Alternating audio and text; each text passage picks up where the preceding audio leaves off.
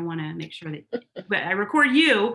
So I'm going to hit that as I'm thinking of it. All right. So, at any rate, today we are delighted to have Kathy Guest join us, and she's going to talk about elements of crafting an effective strategic communications plan. Kathy, I don't know if I told you this, I teach negotiation skills classes and simulations, and I always embed negotiation training into my trade classes at Georgetown. And when I start those sessions, I have a slide that I put up that says that you may not become a professional negotiator, but you will negotiate professionally. And I suppose, right, it's exactly the same with communications. We may not all be journalists, we may not be professional writers and speakers, but our association members are all in roles where we have to communicate professionally. So I'm really delighted that you agreed to speak with us. And before I turn it over to you for your presentation, I just want to give you a proper introduction and let everybody know about your amazing background. So Kathy is a public affairs strategist. She's a communications trainer, an editor, and a writer who served 8 years as public affairs director for the National Democratic Institute, NDI, where she managed external communications, which included media strategy, media relations, social media, publications, and liaising with Congress.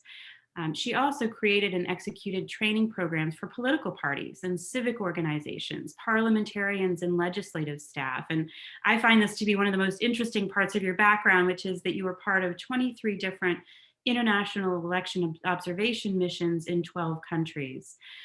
Prior to NDI, Kathy worked at Powell Tate Weber Shandwick, where she co-chaired the firm's international practice and advised foreign governments, embassies, organizations, and corporations who were seeking to achieve public policy goals, and represented many different countries from Cyprus to Germany to Morocco, and had clients all over the world from Gabon to Japan to Mexico, Panama, Saudi Arabia. Where haven't you worked, Kathy? And then if that weren't enough, Kathy spent 10 years as press secretary on the Hill to US Senator William Cohen of Maine, serving as his chief spokesperson and communications strategist, and was a journalist for 16 years, most recently with Congressional Quarterly.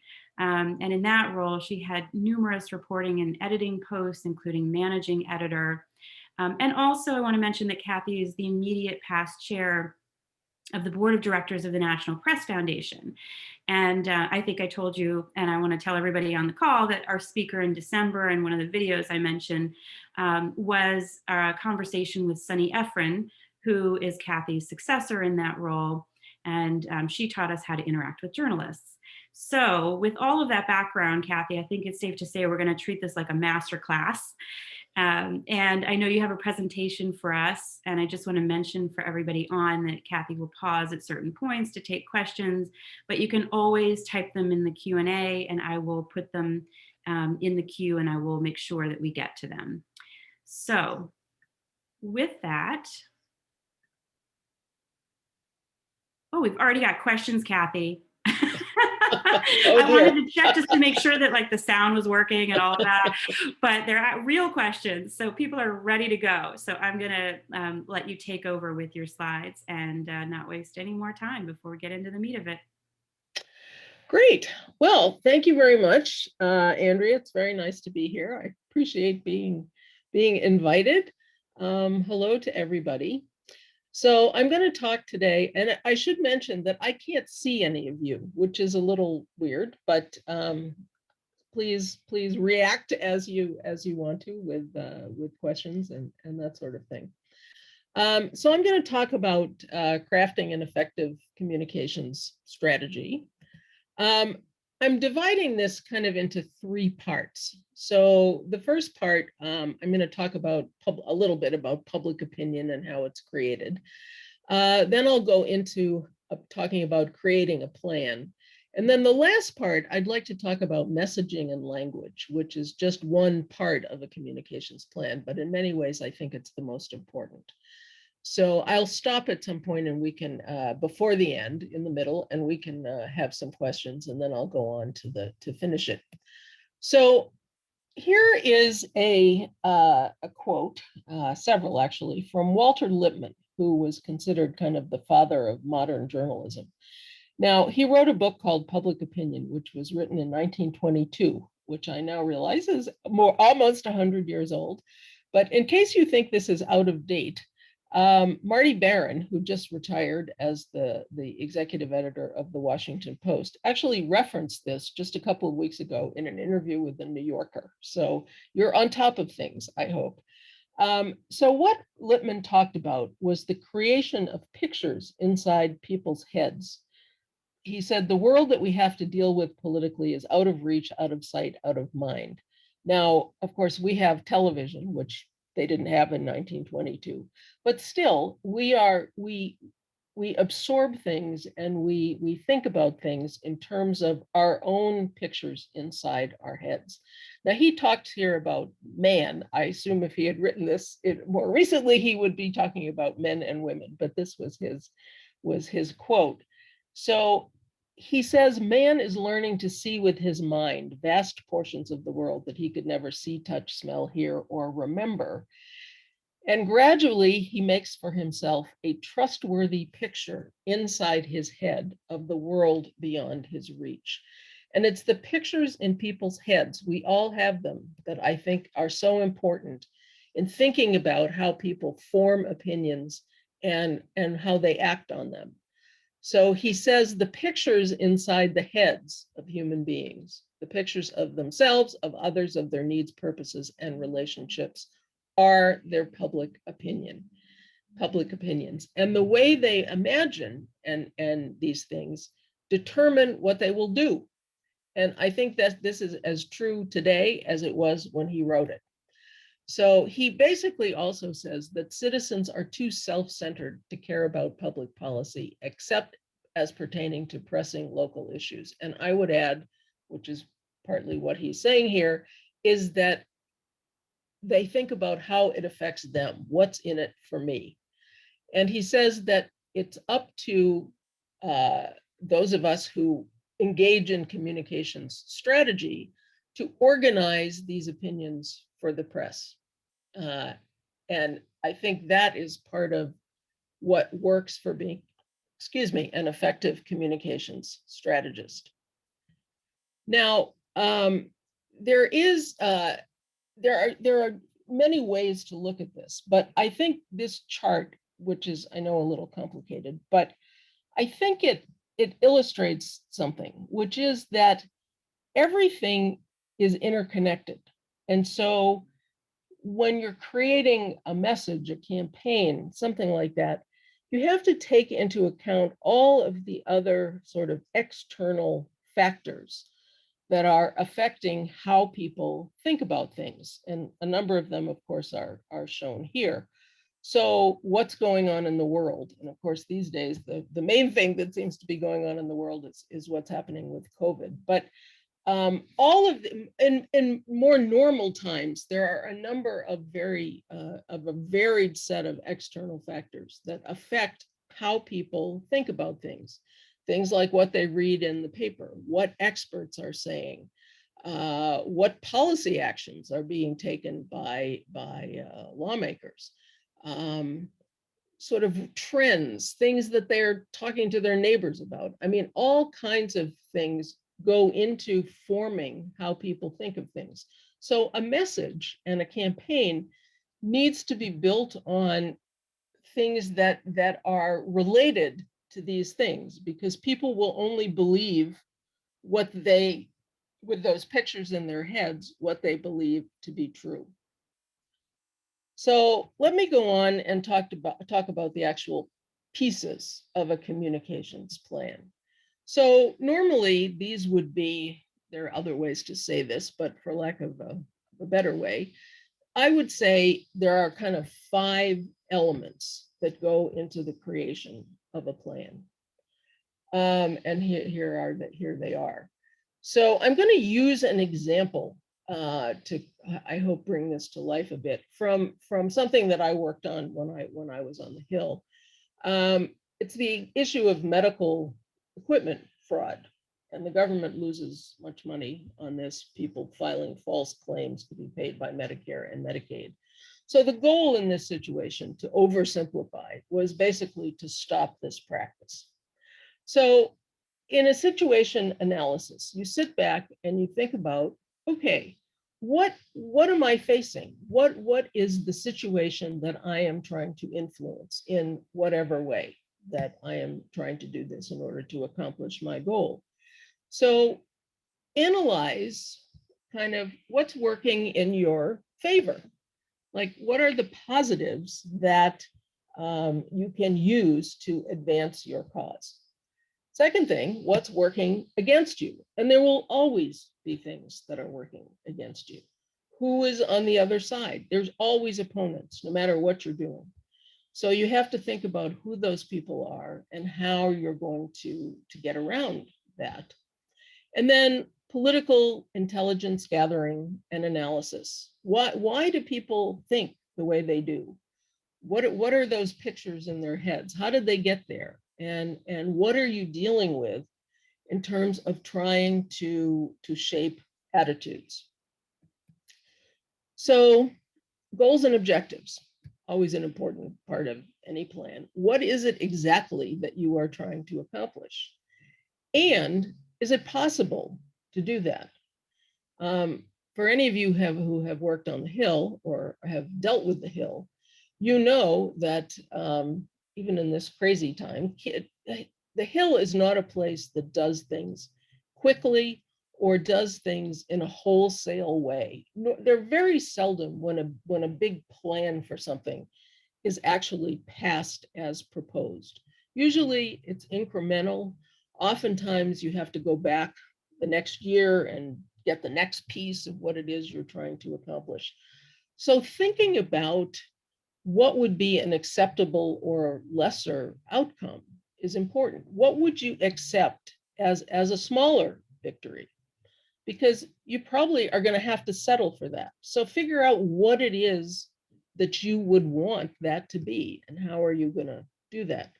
So in the case of our medical equipment example, a perfect outcome, of course, would be just to stamp out all the equipment fraud that exists, but that's probably not going to happen. I mean, Congress is probably going to deal with some aspect of this, but is not going to just be sweeping enough to get rid of all the bad things that are going on. So in the case also, you have to decide, is your goal positive or negative? And sometimes it's both. So you're trying to accomplish something, but you're also trying to stop something from happening. So sometimes it's, excuse me, sometimes it's one, sorry. Sometimes it's one, sometimes it's the other, and sometimes it's both. So you also have objectives as part of your campaign. So you're trying to, normally you have to explain something. You have to explain to people what the problem is. So in the case of medical equipment, you have to have good examples and make people understand what the problem is and why it needs to be fixed. And we'll talk some more about kind of how you do that. But so you have to explain it and you have to then convince them of something. You have to convince them that something needs to be done. So just an explanation is not necessarily enough. You have to move them to actually feel that something needs to be done and that it has to be fixed. And you want to inspire them, of course, to think what a wonderful cause this is. And a lot of this comes through language and other things, which I'll talk about as we get further into this program. And then to demonstrate that you know what you're talking about. This is particularly important in cases of political people, of people who represent you in government in different ways. They want to make sure that you believe that they know what they're doing, which is an important part of any campaign. So the audience is one of the very most key elements of any kind of political or issue campaign. So who do you need to reach to convince them to make the changes that you are after? So who are the key targets? There are, and I have a slide in a minute that kind of outlines who those might be. Who influences those people? Who do they listen to? who are the people who are going to get them to follow you and believe in the cause that you're supporting? What are their beliefs and attitudes? And then, of course, there's those people on the other side, and how are you going to neutralize them? So key players, we talk in Washington a lot about decision makers and opinion leaders. And of course, you all know who these people are. They are people in positions of power. They are journalists. They are columnists. They are the great thinkers, so to speak, who come from think tanks and other places. But often you also need to influence the general public. It's very hard to do that because it's a huge number of people, but to do that, you need to work through the decision makers and the opinion leaders and others.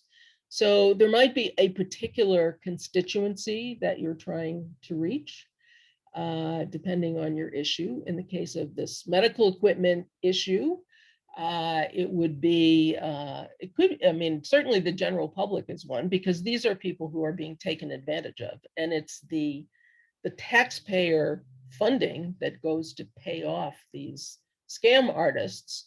So the public should indeed be outraged, and they have to know, however, what's going on. So it takes some education. Almost every campaign relies to some extent on ally groups. And by this, I mean people who are in favor of the cause that you are putting forward. You want to find people who can speak with you, speak for you, who have a certain amount of cachet in their own right, who will come forward and will speak about the need for the cause that you are trying to put forward. Government agencies, of course, are usually involved in most issues that are in Washington in one way or another. Business, labor, I mean, it depends on what the issue is and how you need to mobilize these people to work and help you in your cause. Internal audiences, by that I mean that if you work for an organization, a company, sometimes it is important to spend a lot of time educating the internal audience, the people who you work with, who know what to say about this issue. How would they, how do they explain it to other people? I mean, you work at organization X, and what is your big issue? And they need to be able to tell their friends, their neighbors, their coworkers, outsiders, what the issue is and why they are supporting it. And then there is always the situation, or often, where there is one person, one key person, who actually can make an enormous difference in your success or failure. So this person, you have to figure out who that person is, if there is indeed such a person. There isn't always that person, but sometimes there is. So in the case of trying to get something through Congress, for example, the one person could be a committee chairman, or a key member of a particular caucus, or a leader of a certain faction. And if you can convince that one person, it can make an enormous difference in your success. So you have to have a strategy. And strategies and tactics are not the same thing. So the strategy is the big idea. What are you trying to create in terms of opinions? And what opinions do you need to change? And how do you know what those are? So one tactic for figuring out the opinions you need to change is to talk to people. So opinion research, of course, is one way to do that. But sometimes just talking to people can make a big difference. So I'll give you an example from my previous lives. One of them is that we were trying to pitch an international agency that was hoping to have a better chance of getting its message through to members of Congress. So we talked to a number of people on the Hill who would deal with this agency, mostly staff. We called staff and we said, what do you know about this agency? Do you have a good picture of what it does? How do you regard it? What's your feeling about its usefulness and how you're able to engage with this agency? And what we found was that most staff members, they'd certainly heard of this agency, but they really didn't have a very good idea of what it does. They didn't interact with it very much. They didn't hear from them. So when we were making our pitch then to this agency, we reported what our findings were as part of this pitch. We said, you know, you're known as an entity, but nobody knows what you do or who you are. And so that became actually a central focus of once we were hired by this agency to move forward and help them overcome that. But knowing those things can make a big difference. And asking a lot of questions is a perfectly fine way to find that out. So just an example. So what is the strategy going to be? Is it proactive? And in most cases it is. It's you want somebody to do something. In the case of our medical equipment example, we want Congress to act and we want enough people to be outraged that there's going to be a groundswell to actually fix this problem. And so that's certainly a major part. But sometimes you're reacting. And in this case, you're also reacting. You're reacting to the fraud that has gone before. This was preceded by an investigation into this. So there were well-documented examples of the things that were happening and what needed to be fixed. Sometimes, though, you're dealing with a situation where you need to do damage control.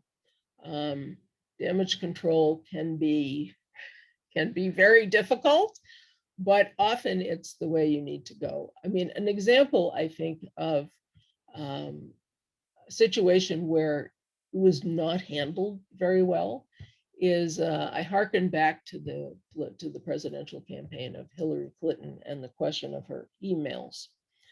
And the situation, as you all know, went on and on and on, where there just seemed to be more about this story that was coming out. So in my view, and it's only my view, but the damage control was not handled very well.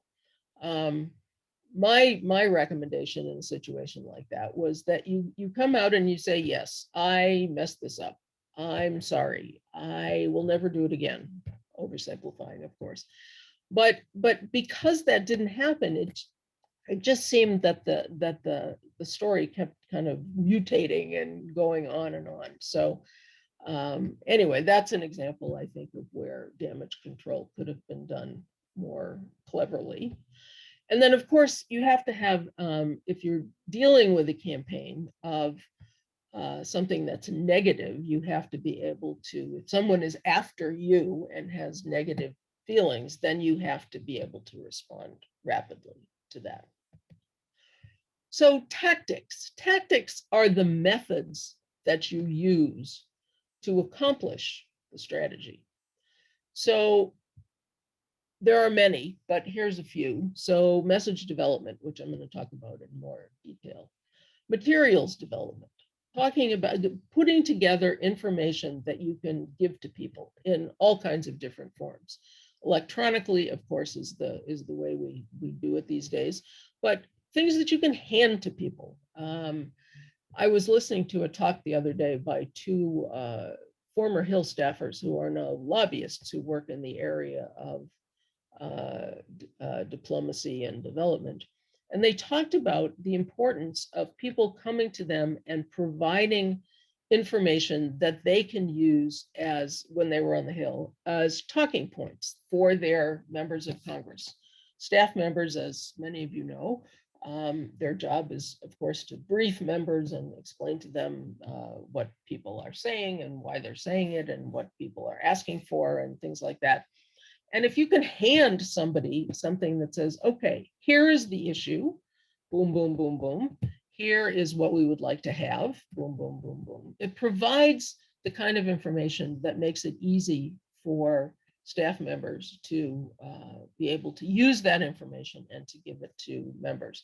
I would also say the same thing about journalists. I mean, as many years I spent as a press secretary, I found that the best thing was just to give information to the journalists and write it in the way I hoped they would write it. Now, of course, they didn't always write it that way, but a lot of times they do, because journalists are busy. They have a lot going on. And if you can give them materials that outline what you want to have happen, make it easy to understand, that's the kind of thing that will help you kind of get your message across. Media relations, of course, you know, all the many ways of doing this, through social media, through traditional media, through media that is purchased, through all kinds of different ways, and we could spend an entire hour just talking about that. Coalition and ally development. I mentioned allies earlier.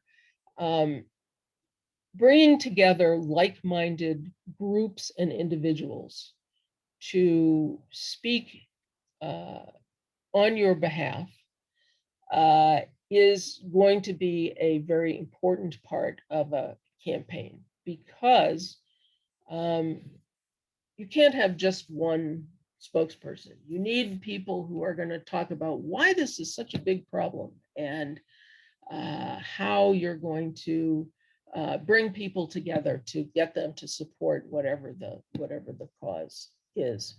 Opinion research, if you can afford it, is a wonderful way to be able to gauge opinions.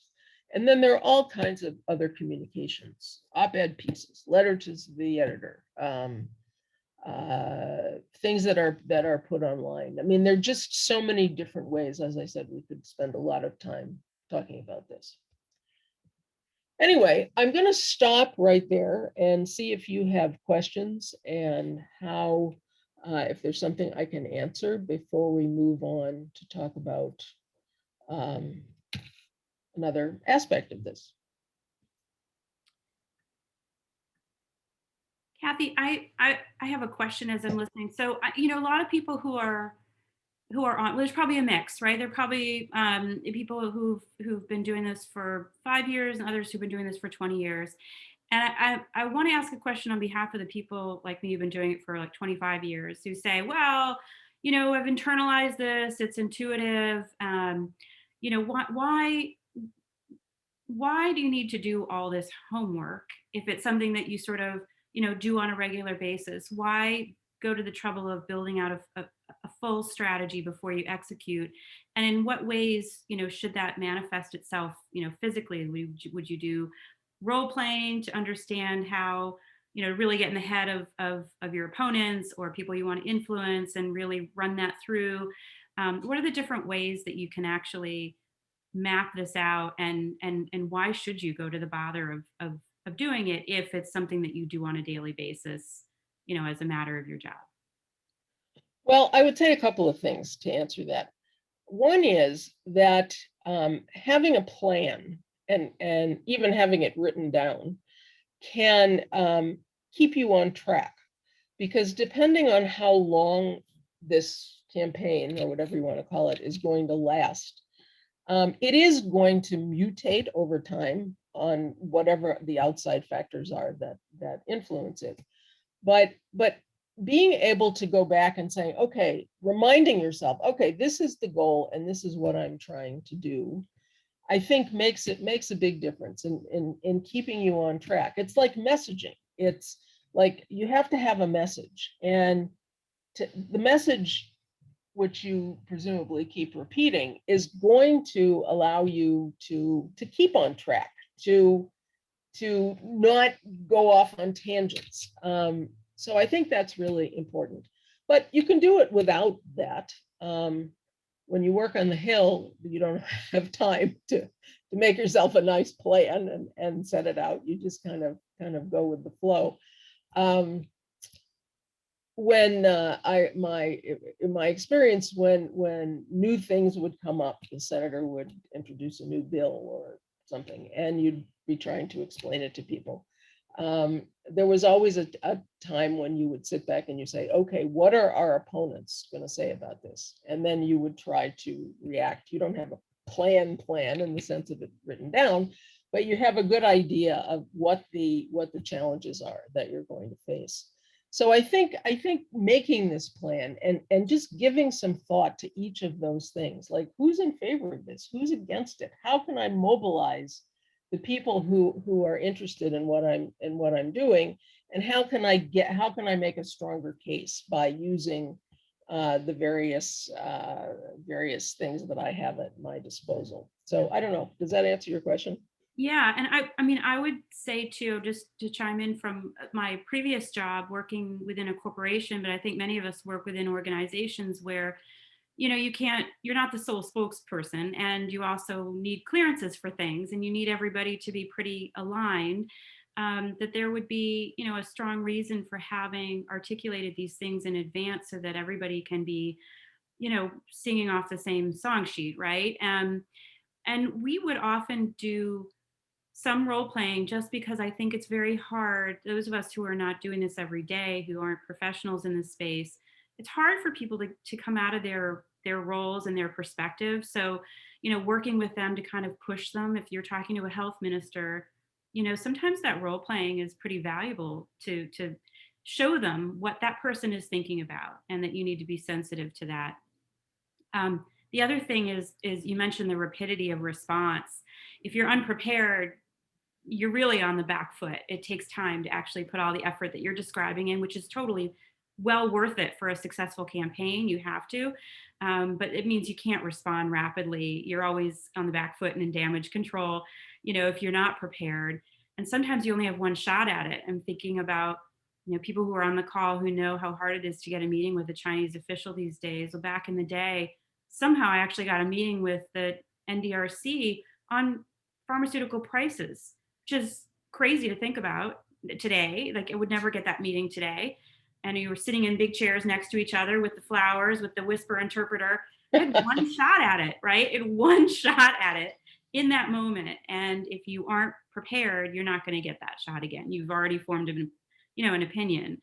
So I wholeheartedly, support what you're describing in terms of putting in, all of this effort that you're describing is worth it to a long-term campaign on important issues.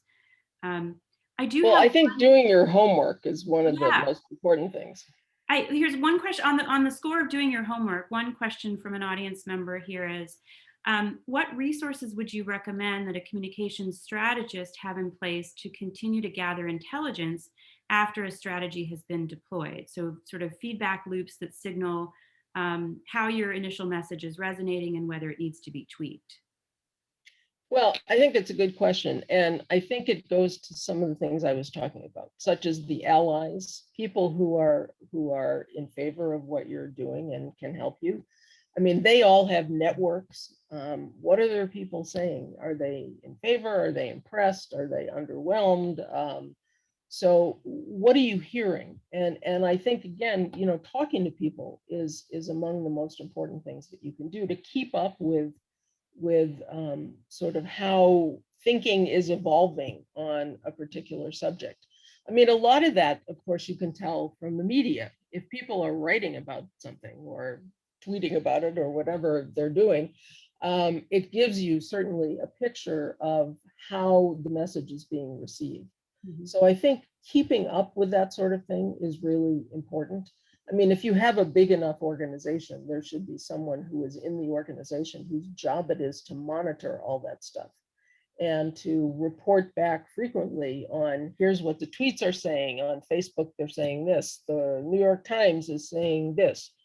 And of course, as these issues evolve and continue, there will be new people who you haven't even thought of who are quoted.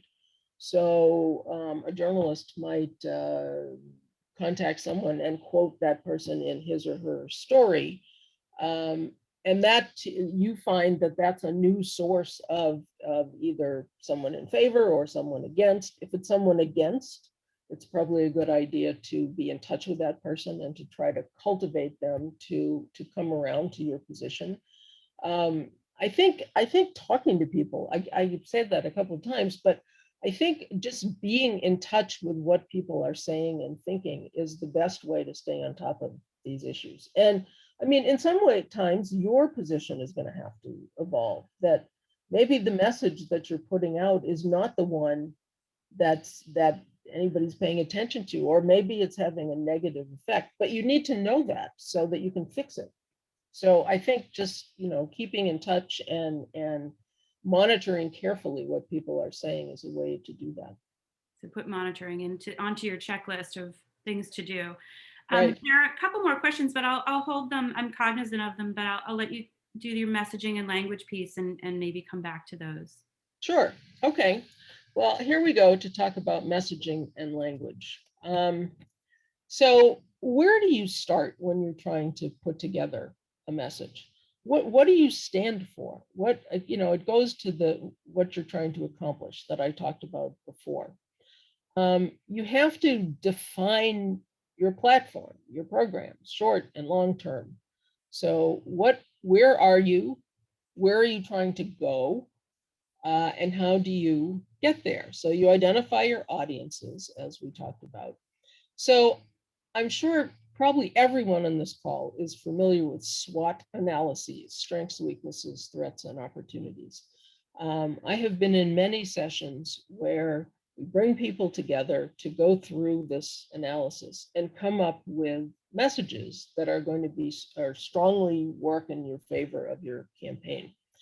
One thing I'll say is, in order to really have a good analysis, a SWOT analysis, and to from there create strong messages, it's important to have buy-in from all of the people who are going to be involved in this.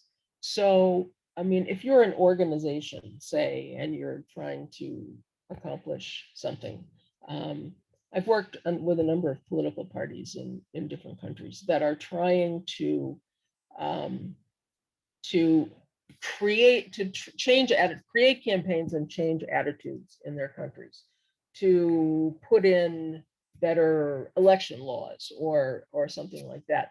But in order to make that work, who's going to be the spokesperson for this? So when you're putting together this SWOT analysis, having the chairman, the president, the chief spokesperson in the room as you're creating the messages, it's going to make for a stronger campaign. Because if the spokespeople don't use the messages, there's no point in having them. So you need buy-in from all of the people who are going to be the ones who are going to be the face of this thing. And it's sometimes hard to get, oh, I'm too busy, I'm too important, I don't need to be part of this, just tell me when you're done. And but it really, those people also have very good ideas. So trying to bring them all together as you're going through this exercise, I think, is important.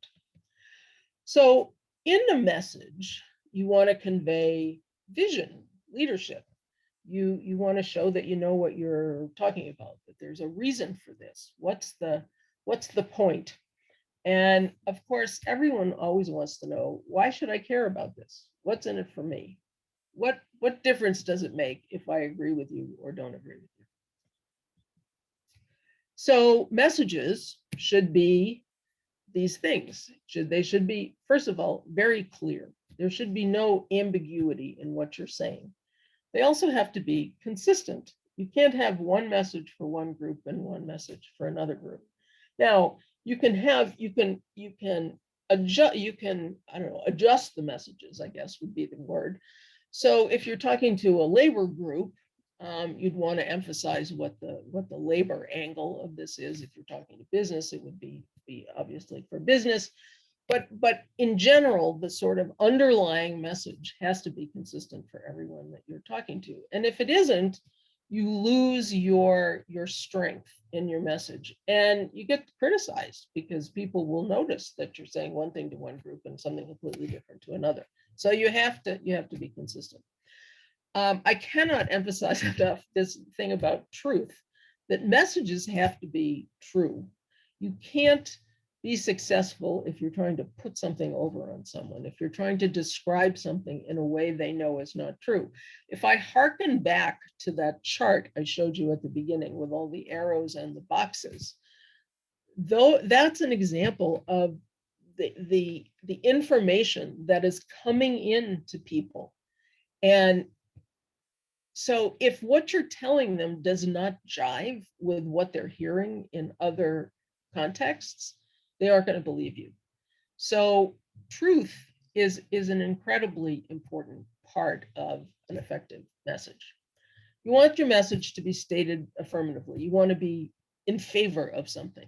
Now, you may also be against something, and that could be a lesser message, but the sort of top line message is why is this a good idea? How are things going to be better if you go along with the message? And then, of course, you have to think about who are you talking to? Are they going to understand you? What's the language you're going to use? That sort of thing. Now, I always love this picture, but I think this is an important point. Do others see you the way you see you? So being mindful of how you are perceived, I think, is an important part of this. If you're saying something about your cause or your organization that people don't believe, then it's not going to resonate and it's not going to work. So you have to be able to explain to people, you have to be able to, if what you're saying is not something that people believe, then you have to figure out why that is and try to fix it. So now to go back to the pictures in people's heads, I think, and over the years, I have found this to be true, that painting pictures in people's heads using language that does that just makes an enormous difference in how people perceive what you're saying and whether they will adopt it. So having clear, simple language, which I've said, using metaphors, analogies, positive words, painting pictures. So one example from a long time ago was when I worked on the Hill. My boss commissioned a study from what was then the General Accounting Office, it now has a different name, about the space station that was relatively newer at that time. And his point was that too much money was being spent on the space station. And so we came up with this phrase. We said that the space station was a financial black hole. Now, that's a lot different. I mean, it has the same, it creates an image, and it's a lot different from saying the space station takes too much money. Anyway, that particular phrase got picked up by a lot of journalists who were writing about this study. But if you can come up with things like that, that will create a picture, that will give people something to sort of get their imagination around, I think it makes a big difference. Kathy, And I don't want you to, before you move off of this point, I think it's so important to emphasize that simple is not simplistic, right? Simple, clear language doesn't mean dumbing down an issue or being simplistic about it. And it is hard to do. It takes many more passes, many more edits, right? To get a sentence to be as crisp and clear as possible. But it's so worth the effort. And too many of us who work on these complex issues and these sort of wonky issues tend to think that you sound smarter the more jargon you put in, or the shortcuts that you take in explaining, and it is not true. Oh, I absolutely agree. And I'm going to talk a little more about that too, and give you some examples. But yes, that is absolutely true. Avoiding jargon is is just imperative. people don't understand it. It sounds pretentious. It's gobbledygook, and it's just, you need to be simple and clear to be the most effective. So here's a quote from Ronald Reagan. Now, as we go forward here, I'm going to use actually some pretty old quotes, but I think they have stood the test of time, which is why I have chosen to use them. But anyway, I actually copied this quote off of the wall at the Reagan Library in Simi Valley, California, because I thought it actually captured some of what I was trying to say.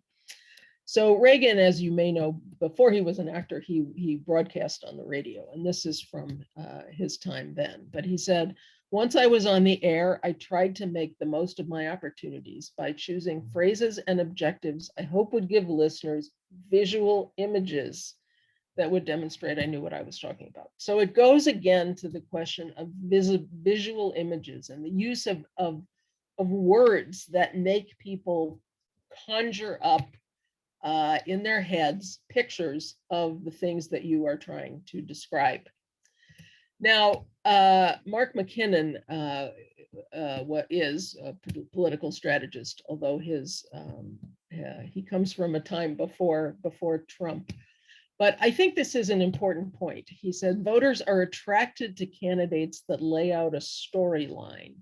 Losing campaigns communicate unconnected streams of information, ideas, and speeches. Winning campaigns create a narrative architecture that ties it all together into something meaningful and coherent.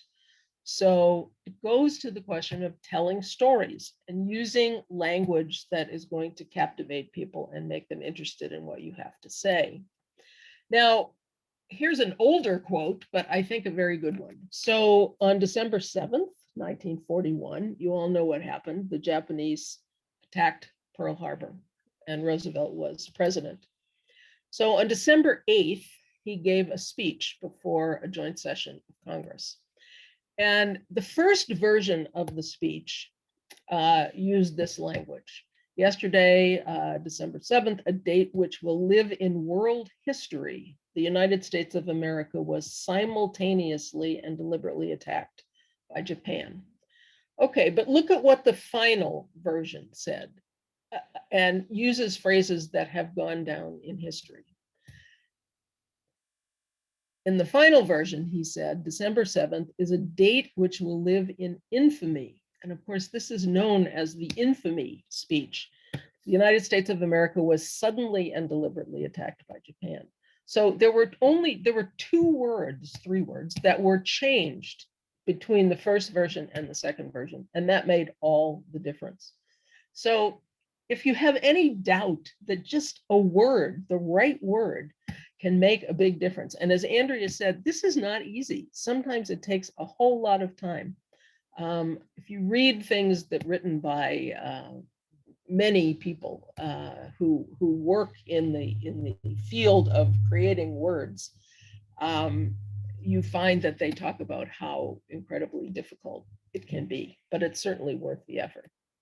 So to go back to the medical equipment example I was using.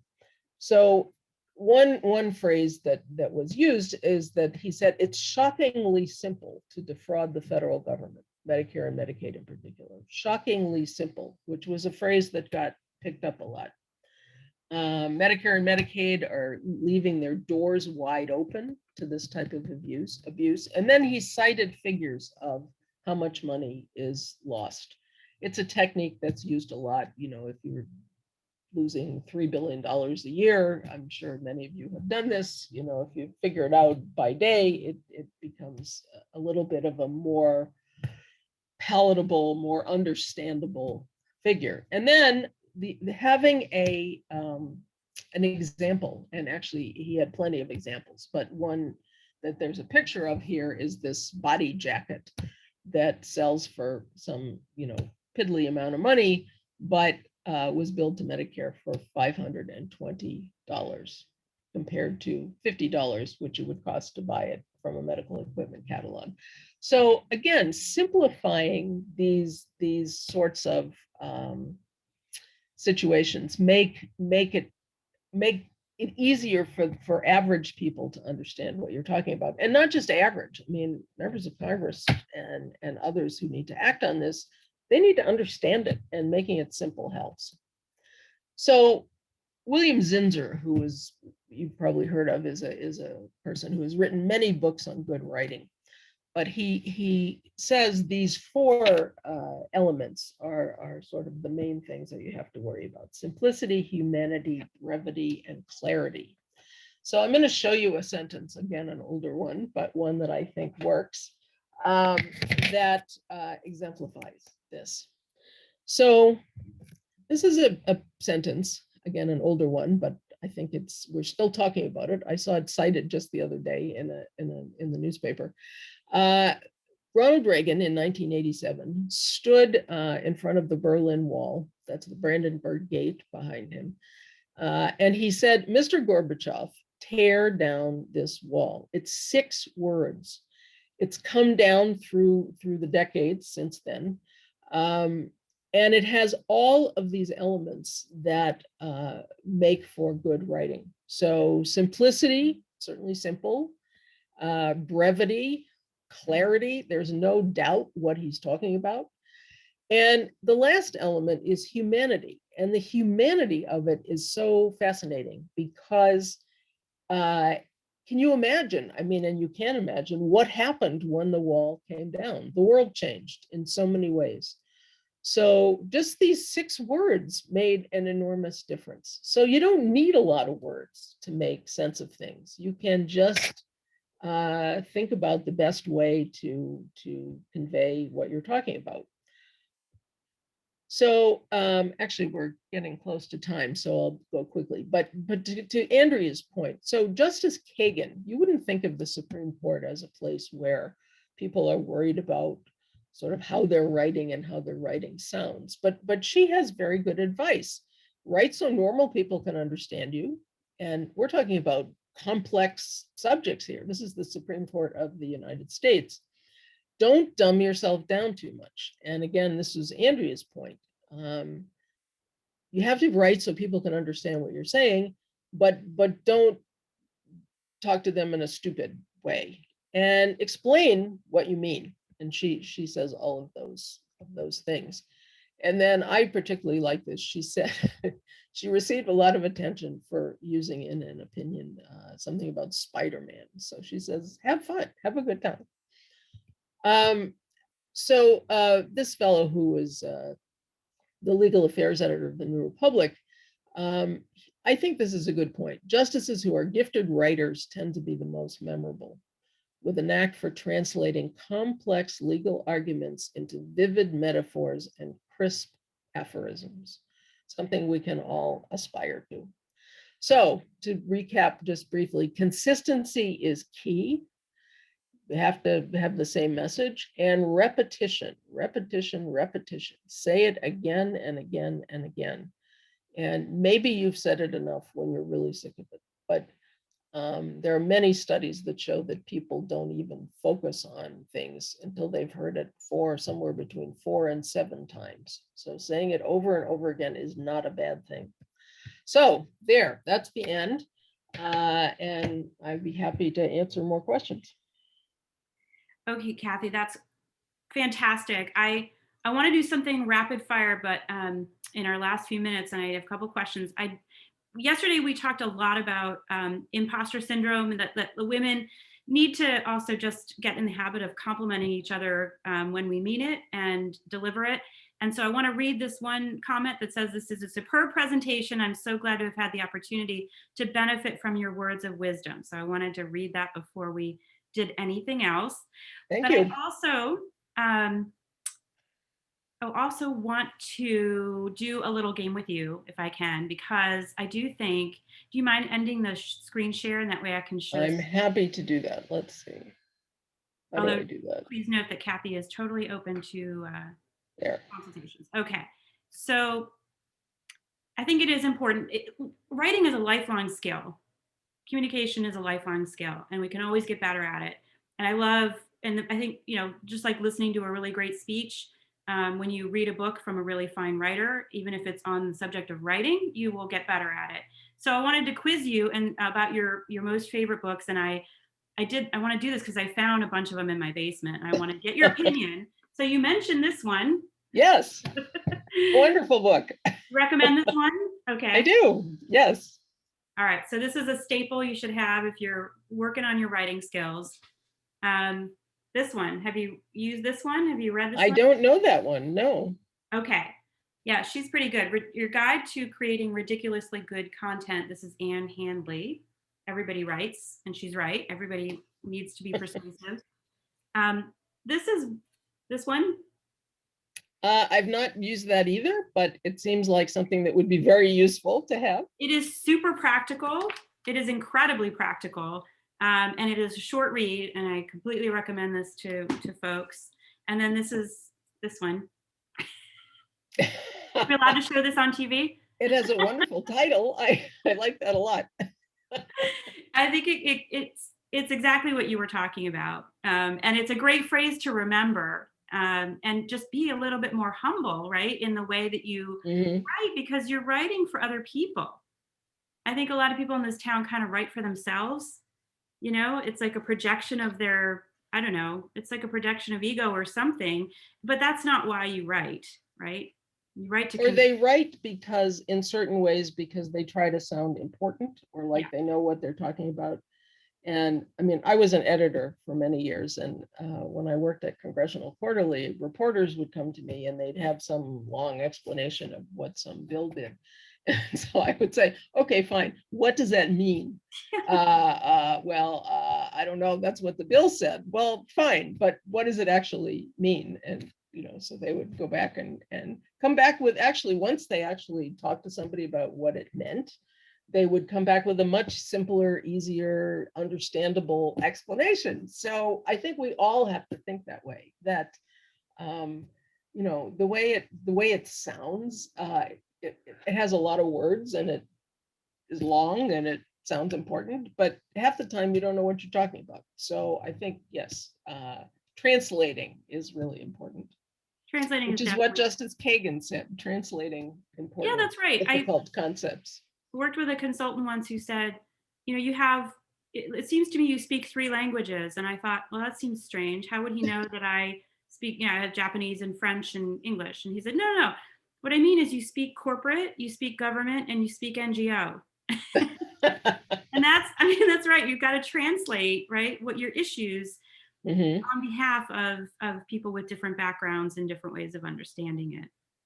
I think we have time maybe for a really quick answer to this one, which is whether you have specific advice for academics on how to effectively communicate their research. An interesting question. Well, my advice would be the same advice I'd give to anybody, I think. Um, Academics tend to use a lot of jargon because their field is known to speak that way. So my suggestion would be that you think about how you would explain this to your mother or to your friend or someone who is not part of the field, someone who's smart, who is easily able to understand complicated concepts, but to explain it in essentially plain English in ways that would that you could explain it to a smart person who doesn't know the jargon. In fact, my So mother would tell you I've been using her that way my entire career. well, I think it's a good thing to think about. I mean, Yeah, most of us have, we have intelligent friends who are not familiar with whatever the jargon is in our respective fields. So translating that makes a big difference. that's right. Well, Kathy, sadly, we are past 12 o'clock. It's 12:01. So I have to let you go and I have to let everybody else go. But thank you so much for doing this presentation. I think people will certainly watch it after the fact as well. So you're doing a service to our membership, and I really appreciate that and appreciate your, um, sharing your skills with us. Thank you so much, and thank you to everybody who joined today. And have a Well, great, thank you so much for having me and appreciate everyone who tuned in. Thank you. great. All right, everyone. Have a great day. Bye. Bye bye.